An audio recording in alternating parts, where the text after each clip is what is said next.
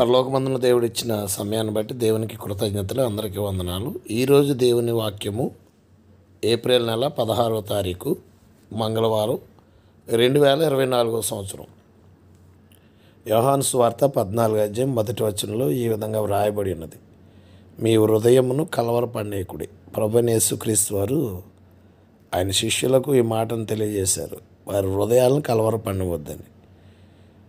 ప్రభువైన యేసుక్రీస్తు వారు మరణానికి అప్పగింపబడుతున్న సమయం అతి సమీపంలో అప్పటికున్నది కనుక ఆయన సిలువ వేయబడే సమయానికి వారందరూ చాలా కలవరపాటు కలిగినటువంటి వారై ఉన్నారు.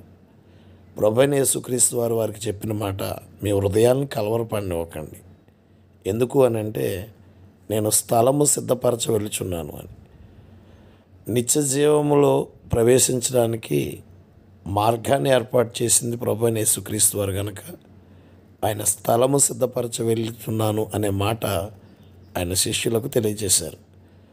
ఈ మాటను బట్టి మనకి ఏమర్థమవుతుందంటే, మనం ఎవ్వరం కూడా నిత్యత్వాన్ని గురించినటువంటి కలవరపాటు పడవలసిన అవసరం లేదు.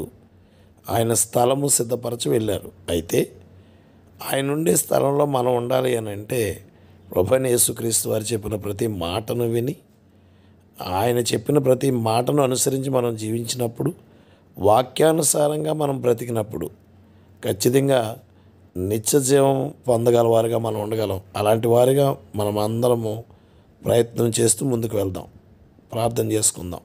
ప్రేమగల తండ్రి, దయగల ప్రభువా, మీరిచ్చిన మరొక ఉదయమును బట్టి కృతజ్ఞతలు. స్థానిక సంఘాన్ని దీవించి ఆశీర్వదించి సంఖ్యలో నాణ్యతలో బలపరచమని, విదేశీ స్వదేశీలను దీవించమని యేసుక్రీస్తు వారి పరిశుద్ధ నామమున అడుగుచున్న మా ప్రియ పరలోకపు తండ్రి, ఆమెన్. క్రీస్తు సంఘము 10వ వీధి, రామచంద్రపురం. అందరికీ వందనములండి. దేవుడు మిమ్మల్ని దీవించును గాక. God bless you all.